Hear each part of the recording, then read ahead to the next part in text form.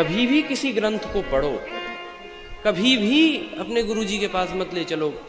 कोई ग्रंथ आपको लगा कि ये पढ़ना है तो ग्रंथ उठाओ और पहले स्वयं ग्रंथ को पढ़ो। क्योंकि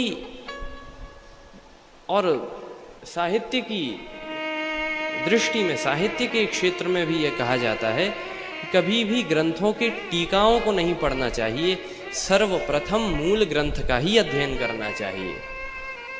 क्यों? उससे क्या होगा?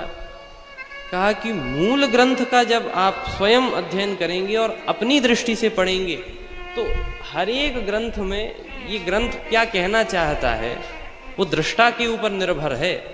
तो आप उसका कोई और भाव निकालेंगे, कुछ और अर्थ करेंगे।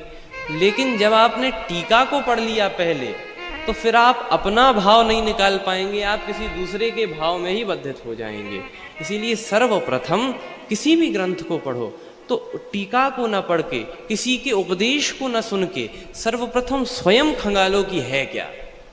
और फिर जो न समझ में आए सो गुरुजी के पास जाओ, न समझ में आए तो विविध टीकाओं को देखो।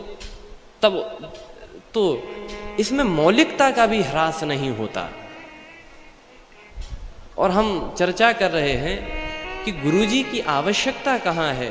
कहा गुरुदेव की आवश्यकता तब है जब हम अपने हिसाब से आचरण करते करते अटक जाएं और कहीं कुछ संशय हो जाए, तब गुरुजी के पास ले जाएं कि गुरुजी हमें तो समझ में नहीं आ रहा, जरा आप बताओ।